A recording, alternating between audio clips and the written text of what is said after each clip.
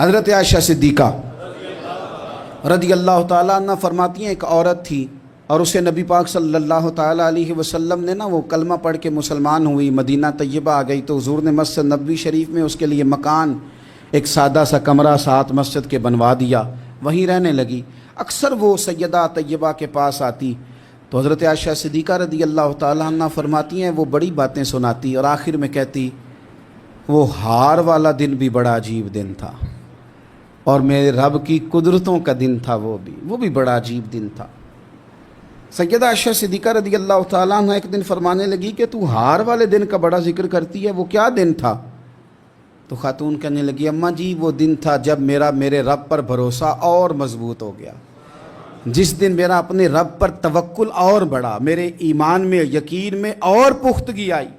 کہنے لگی میں ایک گھر کی کنیز تھی، نوکرانی تھی، اس گھر میں ایک بچی تھی جس کے پاس سونے چاندی ہیرے جواہرات کا ہار تھا۔ اس زمانے میں چمڑے کے اوپر لوگ ہیرے جواہرات لگاتے تھے، کئی دفعہ سرخ رنگ کے چمڑے پہ لگائے جاتے تھے، وہ بچی پہنتی تھی تو کہتی ہوں بچی کے اس نے اتار کے رکھا یا اس سے گرا وہ ہار تو چیل اسے اٹھا کے لے گئی گوشت سمجھ کے اور میرے سامنے اٹھا کے لے گئی۔ گھر والوں نے مجھ سے پوچھا، یہ بخاری میں موجود ہے، گھر والوں نے پوچھا مجھ سے کہ وہ ہار کہاں ہے تو میں نے کہا چیل اٹھا کے لے گئی۔ گھر میں کچھ چوری ہو جائے تو سب سے پہلا الزام کس پہ لگتا ہے؟ ملازمین پہ۔ کہتے انہوں نے مجھے بڑا مارا، بڑی تکلیف تھی، حتیٰ کہ میری شرمگاہ تک کی تلاشی لی، میری عزت اتنی خراب کی میں بتا نہیں سکتی۔ میرے نبی پاک صلی اللہ علیہ وسلم نے فرمایا سن لو، اگر سینگ والی بکری نے بغیر سینگ والی بکری کو تکلیف دی ہوگی تو قیامت کے دن اسے بھی بدلہ دینا پڑے گا کہ تیرے پاس سینگ تھے اور تو نے اسے مارا تھا۔ وہ خاتون عرض کرتی ہے سیدہ عائشہ کی خدمت میں کہ مجھے بڑا مارا، مجھے تکلیف دی، میں کہہ رہی تھی کہ میرے سامنے چیل لے گئی ہے پر وہ نہیں مان رہے تھے، اماں جی انہوں نے مجھے بڑا مارا۔ حضرت عائشہ صدیقہ کہتی ہیں پھر کیا ہوا؟ کہنے لگی اماں جی جب کوئی میرا مددگار نہ رہا، مجھے تکلیف دے رہے تھے، رسوا کر رہے تھے، تو میں نے اپنے رب سے مدد چاہی، میرے رب کی طرف میں نے توجہ کی، میں نے کہا مالک اب تو ہی میرا مددگار ہے۔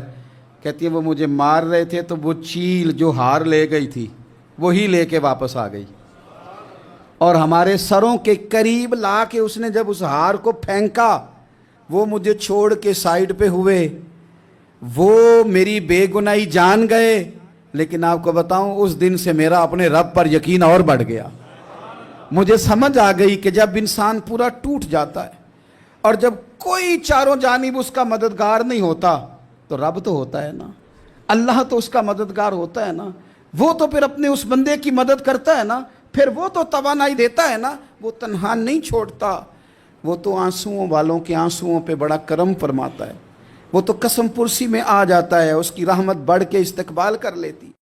مصطفیٰ کریم بیٹھے تھے تو سیدہ عائشہ صدیقہ رضی اللہ تعالیٰ نے عرض کی یا رسول اللہ صلی اللہ علیہ وسلم وہ دیکھیں سیدہ فاطمہ آ گئی ہیں، وہ دیکھیں بی بی صاحبہ بغیر بتائے آ گئیں۔ حضرت فاطمہ الزہرا آئی تو حضور نے فرمایا فاطمہ بغیر اطلاع کے، حضور چھوٹا سا کام تھا، کیسے آئی ہو؟ تو بی بی صاحبہ نے عورتوں کا پلو ہوتا ہے چادر کا، پلو کھولا تو ایک روٹی بندھی ہوئی تھی، ایک روٹی چادر میں، یہاں لوگ زیور باندھتے ہیں، دولت باندھتے ہیں، ایک روٹی حضرت فاطمہ نے پلو میں باندھی، کھول کے پیش کی، کہا بیٹے یہ کیا ہے؟ کہا ابا جی کئی دنوں سے گھر میں روٹی نہیں پکی تھی، آج علی کچھ جون لائے تھے، پیسے ہیں، چند روٹیاں بنی ہیں، تو بچوں نے تو کھا لیا، تو میرے سامنے بھی ایک روٹی آئی تھی، میں نے لقمہ توڑا ہے تو مجھے خیال آیا پتہ نہیں مصطفیٰ نے کھایا ہے کہ نہیں کھایا، پتہ نہیں حضور نے روٹی کھائی ہے کہ نہیں، تو حضور میں لے کے حاضر ہو گئی ہوں، مہربانی فرمائیں۔ تو فرمایا بیٹے بیٹھ جا۔